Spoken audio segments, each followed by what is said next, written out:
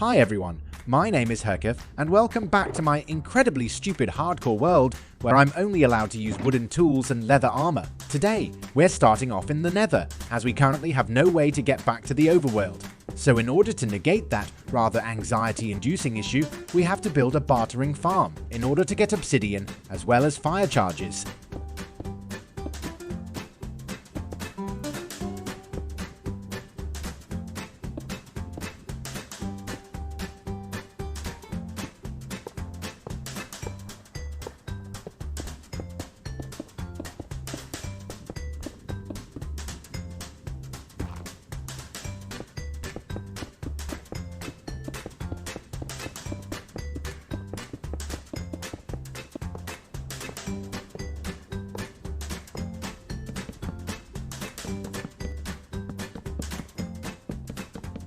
And once the bartering farm and its storage system had been properly dealt with, I got on to catching myself a piglin who I would enslave to save my own life, and by an absolute miracle, I did manage to get a piglin to spawn rather quickly. And not only that, he also ran straight into my trap that I had set up for him using the supreme power of a trapdoor, making the process incredibly smooth. However, we also got a baby piglin to spawn, for which I chose to not show any mercy whatsoever. With the process of procuring my bartering slave going so smoothly, my confidence went through the roof as I had successfully secured a way for me to get back home. But that confidence and ecstasy didn't last particularly long, as I was quickly humbled by the fact that I had completely forgotten to bring name tags to prevent the piglin from despawning.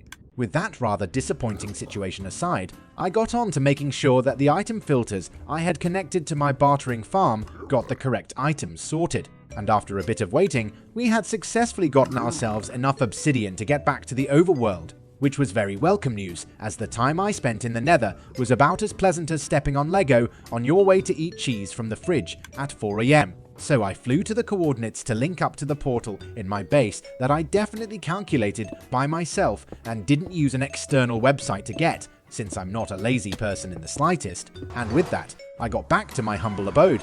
I then immediately bought myself 2 name tags that we would use to prevent our future piglins from despawning. I decided to name the first one Harold, as that was the first name I could think of. And since I'm about as imaginative as an average government employee, I decided to name the second one Harold II. I then reluctantly went back to the Nether to finish our bartering farm, as we're going to need it for our upcoming projects. I then rebuilt the spawning platform for our piglins, which I had taken down earlier for some reason I can't explain, and got back to the incredibly thrilling and engaging content of waiting for piglins to spawn.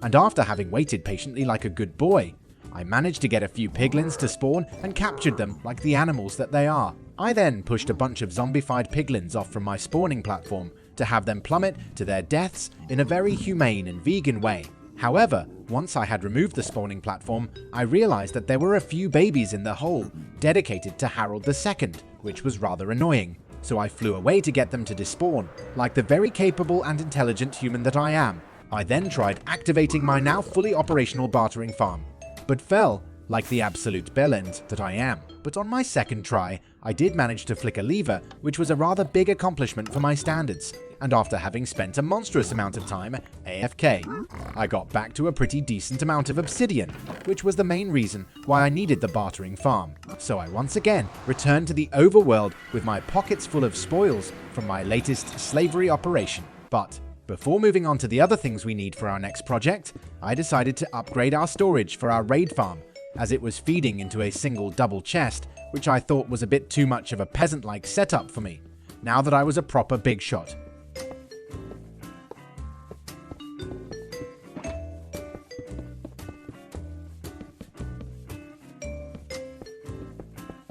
And after having upgraded our storage system for our raid farm, I set off on a new mission to find Pillager Outpost, as we are going to need carved pumpkins for our next project.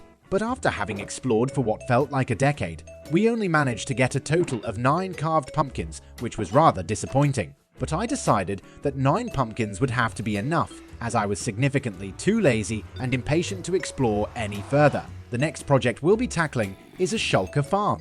The reason we're building that is because we're going to need a ton of resources for our future mega base, And in order to transport a ton of resources, we're going to need a lot of shulkers, as I don't intend to fly back and forth just to move materials, as I am no longer a peasant.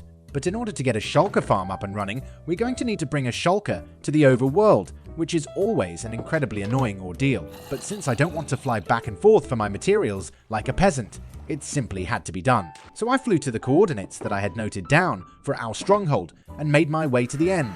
I then spent the next 4 minutes and 30 seconds looking for an end city that was located close to an end gateway. I then got to the task of transporting some shulkers to the end gateway. This process went rather smoothly, as I managed to grab 2 shulkers with no bigger issues. But then began the most grueling and frustrating task of this whole operation, as we would now have to get a shulker through the end portal, which for some reason never goes smoothly. So I then got to placing a bunch of buttons all over the end portal, as well as the surrounding area, in hopes of preventing the shulkers from teleporting anywhere outside of the portal. I then set up the rail system and got to actually trying to transport the shulkers. But just like every time, the shulker managed to teleport onto a block that had a redstone torch on it, which shouldn't be possible. And whilst I was struggling for my life to transport this incredibly stupid mob, it managed to die for some weird unknown reason, which was incredibly frustrating. This meant that I would have to get the first shulker that I transported to go through the portal without dying, which was a rather tall order. So I thought of the idea of replacing the redstone torch with a button. That way, it would hopefully not be able to teleport to the same spot it did before. However, as I tried to get the shulker back to the spot with the activator rail, the shulker somehow got stuck and couldn't move, even though it was in a minecart, which shouldn't be possible. And after a while of trying to free the shulker, it decided to shoot itself until it died, just like all of my pets. This is the reason why I absolutely despise moving shulkers. So I had to go back to the outer end once again to grab myself another shulker, which was incredibly frustrating. But this time, I decided to be a bit smarter with it and decided to send a minecart with a furnace through to the main island, as that would hopefully push the shulker all the way to the end portal. And to my surprise, my plan actually worked, meaning all I had to do was to push the button to have the shulker go through to the overworld. But since the game decided that I should consume excrement, the shulker teleported to the exact same spot as before, even though I had placed a button there, meaning it, once again, should be impossible for the shulker to teleport there. So I tried placing a bottom slab on top of the spot where it had teleported, but that didn't stop the shulker from, once again, teleporting to a place where it shouldn't be possible to teleport. So I tried making the slab a full block and placed a button on it, but that didn't work either. I then tried placing a block where the shulker kept teleporting to, and this, for some weird reason, actually worked.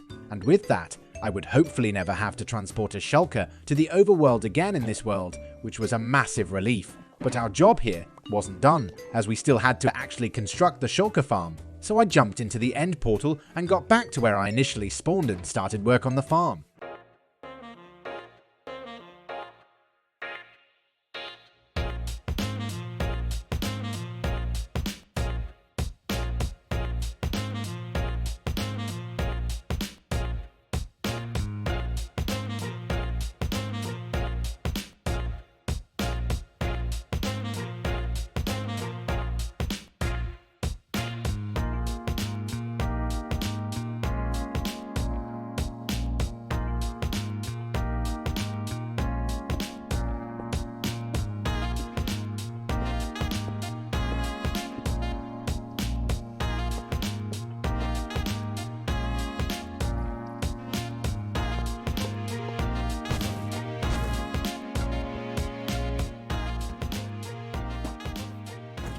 And now that our shulker farm was complete and we had an infinite source of shulker shells, I started preparing for our next project, which will be a guardian farm. As I mentioned a few episodes ago, this world will mainly be ocean themed, so I thought it would make sense and be rather cool to build our mega base out of prismarine. So I managed to find a tutorial for an incredibly efficient yet very simple guardian farm by Shulkercraft, where I didn't have to drain anything, which was very promising, as I died last time I tried to drain an ocean monument. But in order to tackle this next project, I needed to make a few preparations.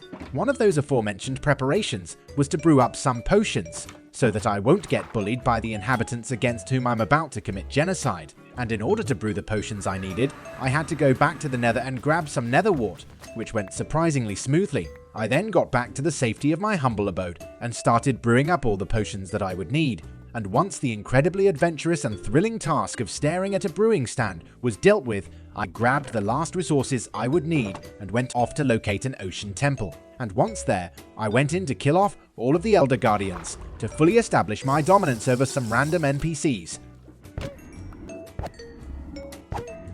And after I had masterfully dealt with the Elder Guardians with some assistance from a birch door, I was rather pleasantly surprised to find 2 sponge rooms, which was very exciting, but since I'm about as sharp as a marble, I forgot to bring a bucket of milk, meaning I had to patiently wait for the mining fatigue to wear off.